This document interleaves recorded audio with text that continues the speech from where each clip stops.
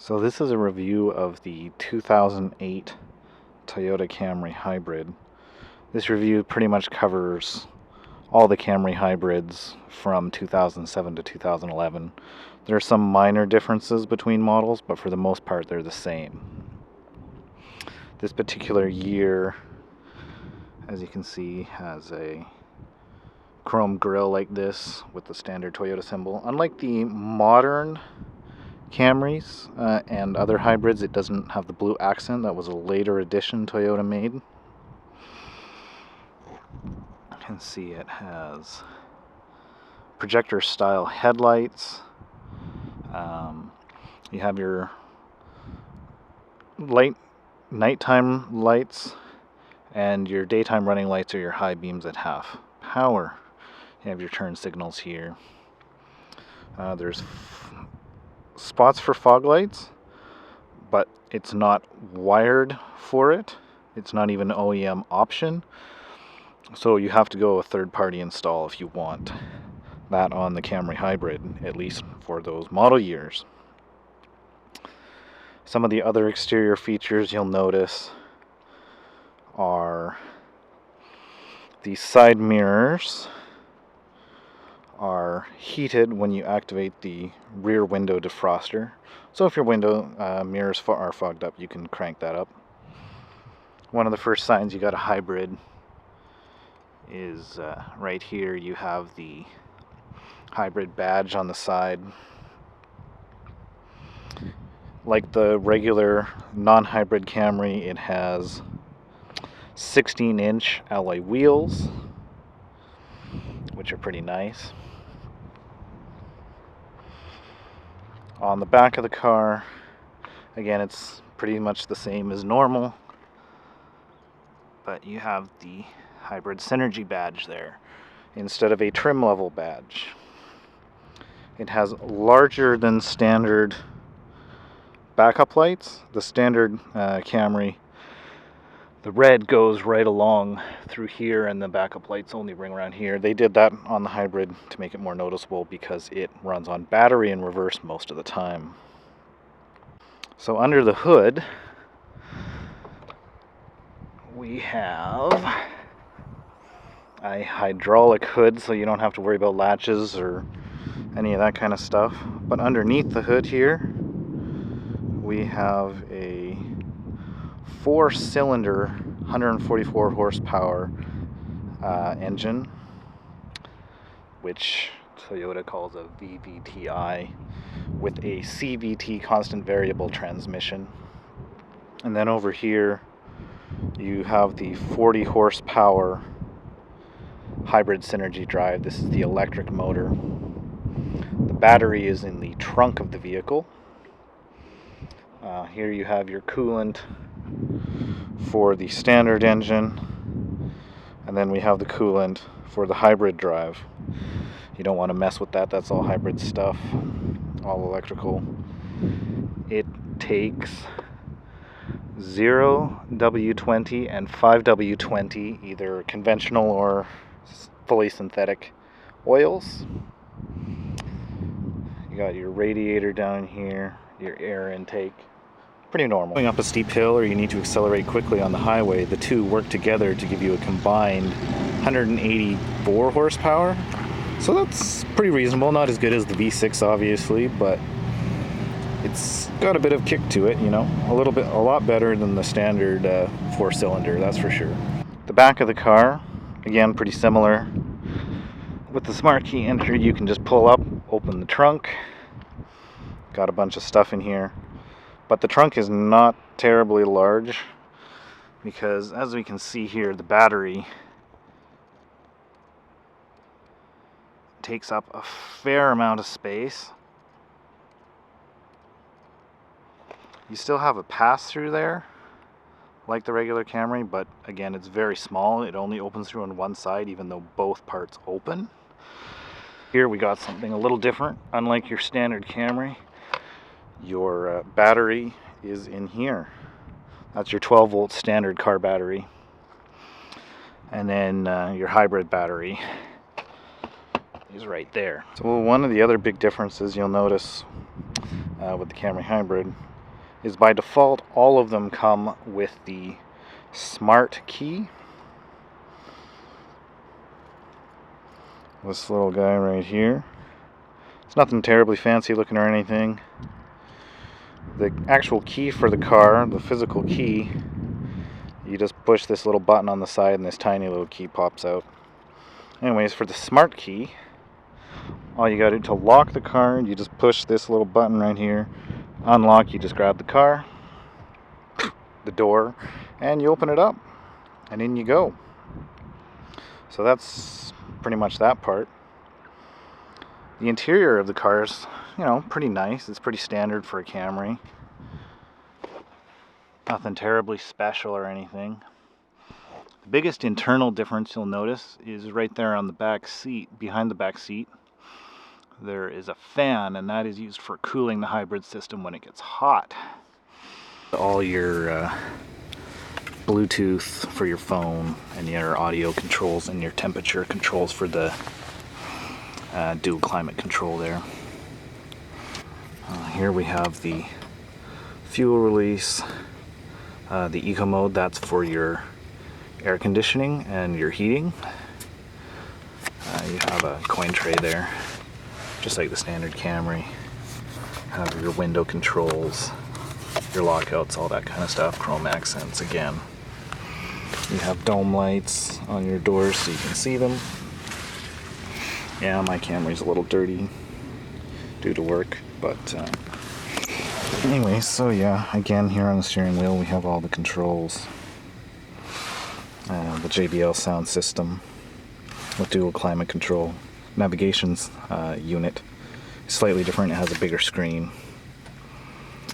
Otherwise it's basically the same. When you turn the car on, there's the push button start. First thing you get is just the radio will come on. I turn the radio off just so that's not in the recording. Then you turn on the power and you get this system right here. Yeah, beep like crazy at me. It'll show you your usual information. Obviously these lights wouldn't normally be on when the car is running. And there's that. We also have your average cruising speed. Obviously that's a little low because I was driving on slow roads. Then we have just your trip, that will either show trip or cruising range depending on how you click on it. Then you have both. And then you have your battery charge and generator status. So when the car is running, it will show arrows one way or the other to say whether you're charging or discharging the battery to power the wheels, or it will just show if it's running on the gas motor as well. Then you have an eco trip meter. That one basically just shows you if how many liters per 100 kilometers, because this is a Canadian car. On the American one it would be miles per gallon. Basically, obviously, the fewer liters per 100 kilometers you're using, the higher level. So when you're doing really well, when you turn the car off, it'll say excellent or good, or if it says nothing, you've been gas guzzling. And you got your outside temperature and your cruising range remaining on gas, and your average per tank. So I usually average around 6.2 liters per 100 kilometers, which is pretty good considering the car is rated for 6.5 officially. And you toggle all those things by pressing this display button here, by the way.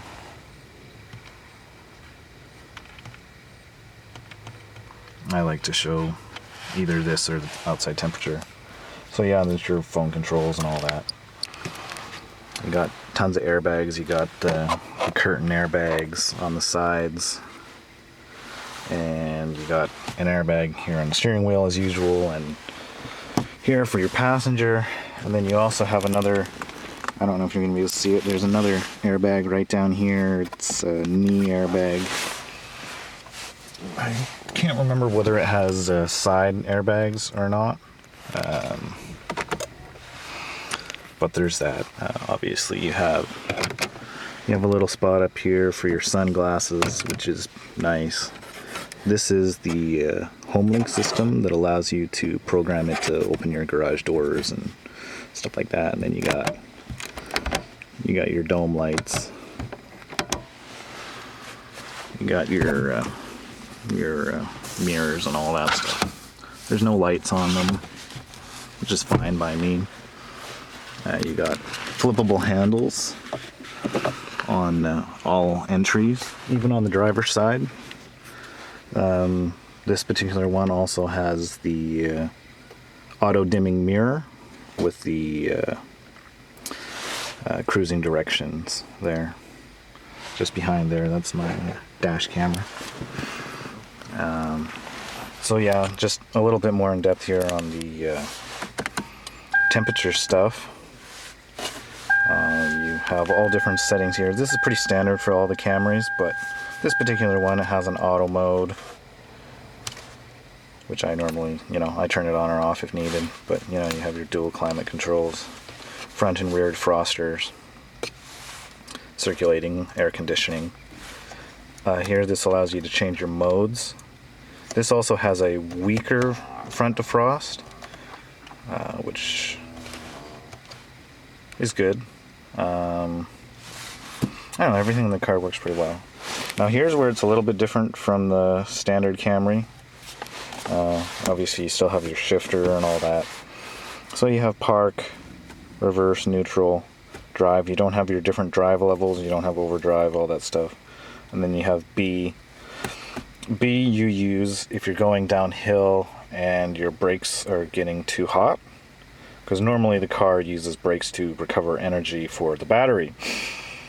But if you're going down a really steep hill, like for those of you in British Columbia, like me, who, say you go up and down the Coquihalla number 5 highway in the interior, there's some really steep hills there, and if you use the standard brakes, which recover energy too much, you can overheat your brakes, and it's not good. So yeah, that's for using engine braking if you should need them. Yeah, you got your 6-speaker surround sound on this one. You got 2 in the front, 2 in the door panels, and 2 in the back. It's a decent sound system. It has some distortion. I really had to tune down the bass and the treble and the midtones. It also has a feature where it supposedly adjusts the volume based on your cruising speed. I don't find that works very well. Quite often I have to manually bump it up. Otherwise it's okay. So one of the things I wanted to really mention for anyone who's not familiar with push button start is when you want to start the car, that light will not come on. You can't start the car unless your foot is on the brake. When the car is ready, this lovely little ready light will come on and you're good to go. Just put the car in drive and you're off to the races. Obviously there now the gas motor is starting up. Probably doesn't need to because the car's already warm, but hey, it's doing it anyway, so that's just the way it feels like doing things. So now we're actually going to drive the Camry, and we're just going to start rolling away completely on the battery because I'm in a fairly slow area and it's flat, so we can do that. And we'll just start rolling along here. I'm on a quiet road, so I don't really care how fast I accelerate. There's a little bit of road noise. The car is quite comfortable under most conditions. A lot of people say the Camry kind of floats on the road. I would very much agree with that. It's a very quiet car compared to my previous vehicle, which was a 2004 Corolla LE. That car was, it wasn't the quietest. It was quieter than my first car, which was a 1980s Honda Accord, but this is even quieter and more comfortable than that. It's pretty much ride-wise the same as the other Camrys from this period. I've heard some people say that the newer Camrys aren't as comfortable. I can't compare. This is the newest Camry I've driven.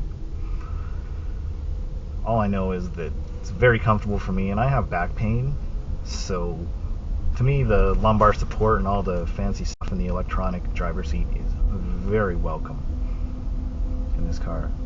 I'm not pushing the accelerator too much here, but that's the best way to keep running on the hybrid power, which is good when you're in slow speed zones. Like this is a 30 kilometer an hour, or I think that's about 15 miles an hour zone. So traveling at low speeds, as long as you accelerate quickly, you can keep on the battery. The cruising range on the battery is not as good as, say, the Prius, but it's, you know, reasonably good, and it recharges fairly quickly. So you can go back and forth between cruising on battery and gas as you go.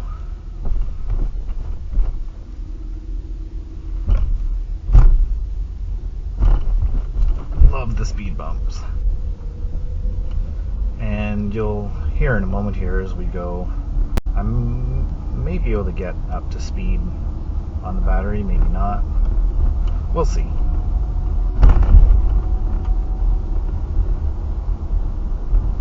Nope. We got to about 40 kilometers an hour and then the gas motor kicked in. I don't even know if you were able to hear that in the video or not, but it's there.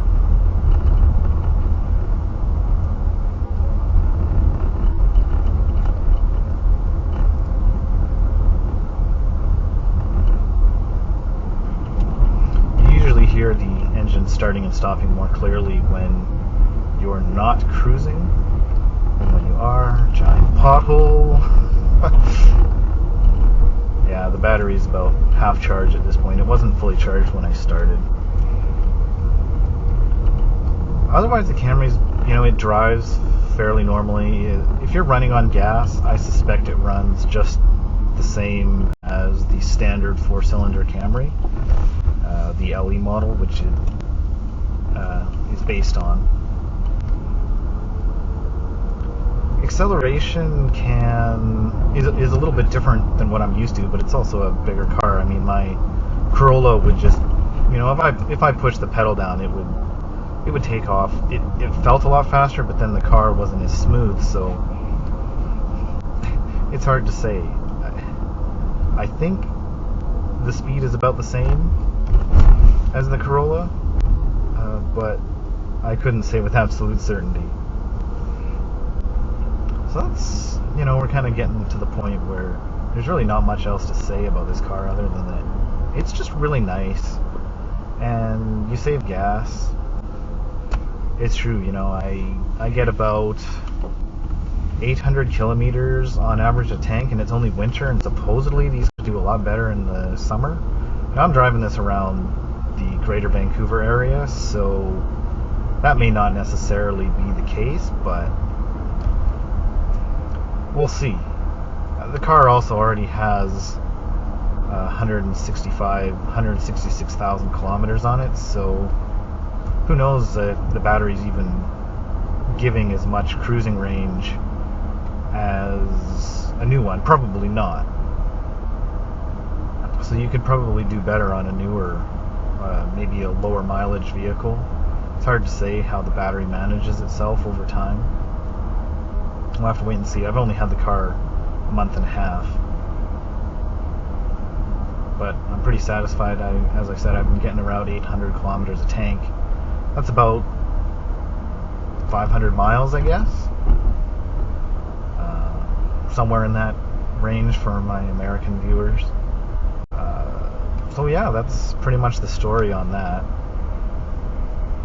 As long as you're on smooth country style roads like this, you can pretty much stay on the battery indefinitely until you wear it right down. I've got it down to about half at this point. Every now and then, any kind of hill, like there's just even a slight bit of incline here, and the gas motor will kick back in.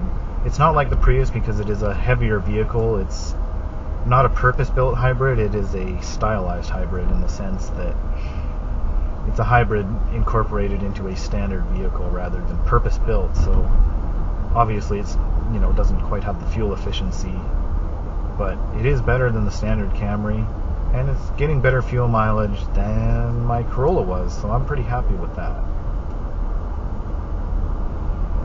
Otherwise, I think that's pretty much all there is to say about the Camry Hybrid. Again, this is the 2008 model. I decided to do this review mainly because there aren't any good reviews of this car on YouTube, and I wanted to provide that for anyone who's looking at one of these potentially as a used vehicle. I think it's a pretty solid car to pick. I've never gone wrong with the Toyota so far, and I don't know, I took it into Toyota. There was a recall on the brake reservoir tank. Apparently in colder climates it had a tendency to clog. Toyota replaced the tank in this vehicle. Apparently the original owner had not done that, and when they were doing that, thanks Toyota Canada, they also paid to replace the master cylinder for the brakes, so that was pretty nice as well. Really nice of them to do that.